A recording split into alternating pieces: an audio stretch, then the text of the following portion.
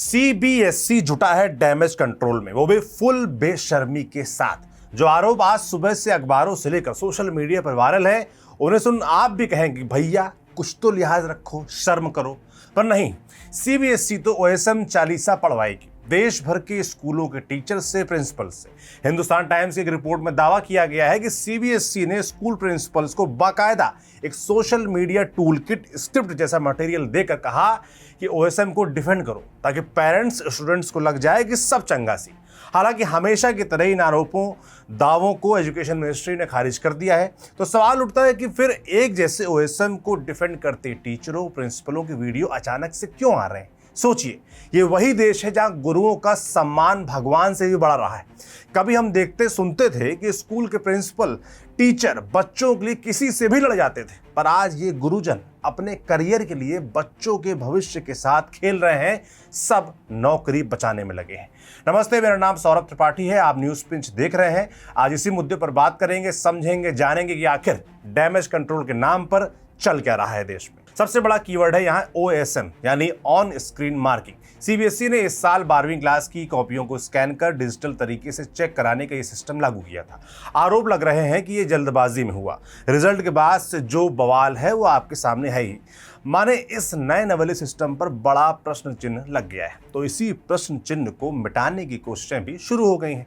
Hindustan times के पत्रकार संजय मौर्य की रिपोर्ट में दावा किया गया है कि सीबीएसई रीजनल ऑफिसेस ने स्कूल प्रिंसिपल्स को social media tool kit, script जैसे मटेरियल भेजे, जिसमें उन्हें ओएसएम को डिफेंड करने और पेरेंट्स स्टूडेंट्स को पैनिक ना करने जैसा मैसेज देने को कहा गया है।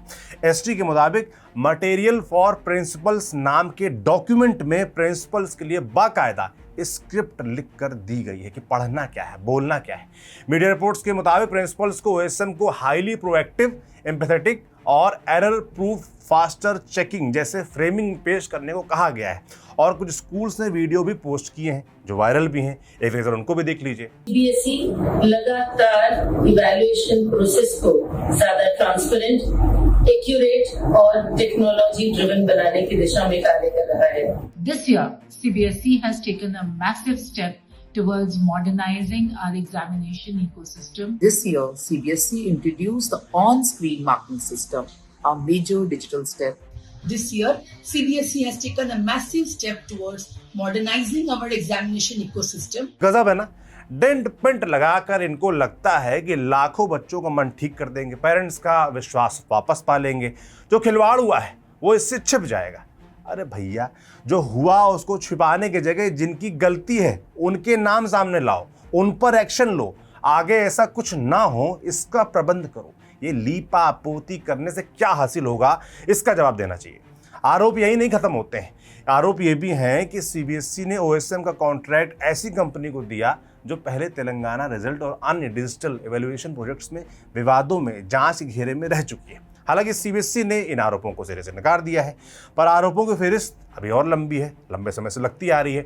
एसटी और इंडिया टुडे की रिपोर्ट्स में दावा किया गया है कि सीबीएसई को ओएसएम वेंडर चुनने के लिए 3 वेंडर राउंड्स करने पड़े।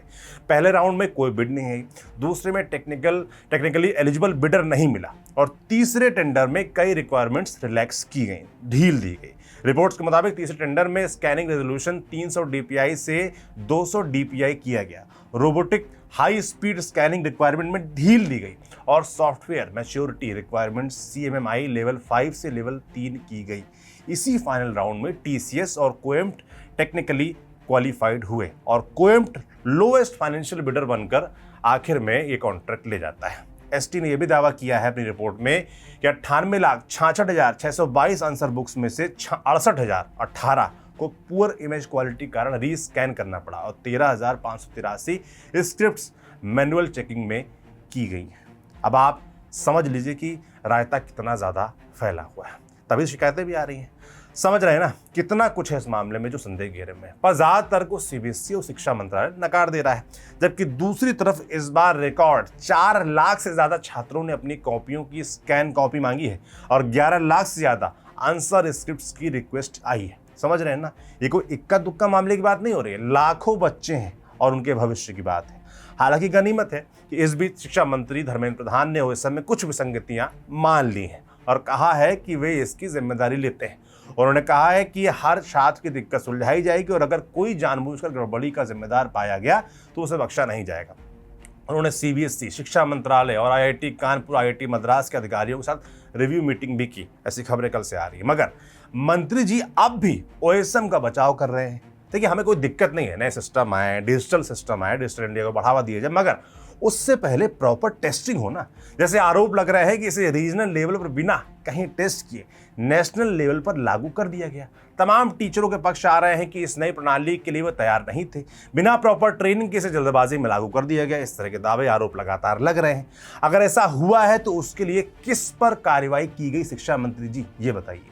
पेमेंट गेटवे की दिक्कतों, स्कैन कॉपीज में दूसरे की राइटिंग वाले पेज होना, पेज गायब होना, ब्लर होने की जो बच्चे शिकायतें कर रहे हैं, इन मामलों में अब तक कितने अधिकारी और जिम्मेदार सस्पेंड किए गए? जब कांड हो गया, रायता फैल गया तो समेट रहे हैं, वो भी इतने छोटे बच्चों के भविष्य को दांव पर लगाकर। इन सवालों के जवाब कब देंगे शिक्षा मंत्री जी? सीबीएसई ओएसएम विवाद के बीच धर्मेंद्र प्रधान रीनीट पर जो बोले वो भी चर्चा का विषय बना हुआ है। उन्होंने कहा है कि 21 जून को होने वाली नीट यूजी री एग्जाम को सुरक्षित और निष्पक्ष कराने के लिए इस बार एयरफोर्स तक की मदद ली जाएगी। राज्यों के हीट वेव के बीच छात्रों के लिए पानी, पंखे, शेड, ट्रांसपोर्ट और मेडिकल जैसी सुविधाएं सुनिश्चित करने को कहा गया। बाकी सब जो कंप्यूटर बेस्ड टेस्ट होना वो आपको पता ही है।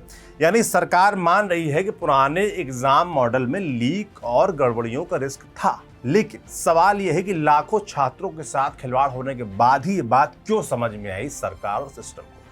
अरे हम तो कह रहे हैं साहब, आप एयरफोर्स यूज करें, नेवी यूज करें, हो सके तो इसरो, नासा की भी मदद लें, पर भैया पेपर लीक ना हो, तकनीकी गड़बड़ियां बताकर पेपर रद्द ना किए जाएं, नौजवानों के साथ खिलवाड़ बंद हो इस देश में। कुल मिलाकर ये कहानी सिर्फ सीबीएसई रिजल्ट में गड़बड़ी की नहीं है, ये डिजिटल गवर्नेंस, परीक्षा की पारदर्शिता और प्राइवेट वेंडर्स पर सरकारी व्यवस्था की निर्भरता की भी कहानी है। मगर सबसे बड़ी दिक्कत जानते हैं क्या है? अब भी अपनी गलतियों को लगातार डिफेंड करने की कोशिश की जा रही है। सब कुछ बढ़िया है, चंगा सी बताने की कोशिशें की जा रही हैं। उम्मीद करते हैं कि कम से कम इस बार अपनी गलती से सरकार, सीबीएसई टेस्ट लेने वाली तमाम एजेंसियां सीखेंगी, जिम्मेदारी लेंगी, चूड़ियां जो ढीली हैं उनको कसेंगी और आगे ऐसा खिलवाड़ बच्चों के साथ ना हो, इसे सुनिश्चित करेंगी। ऐसी हम उम्मीद करते हैं। आपको क्या लगता है, ऐसा हो पाएगा? कमेंट बॉक्स में लिखकर जरूर बताइएगा। मेरा नाम सौरभ त्रिपाठी है। न्यूज़ पिंच देखते रहिए। हमारा काम आपको कैसा लग रहा है वो भी हमें बताते चलें। आपका फीडबैक हमारे लिए बहुत ज़रूरी है। अपने दोस्तों को भी बताएं न्यूज़ पिंच के बारे में, सब्सक्राइब करें, दोस्तों से भी करवाएं। शुक्रिया।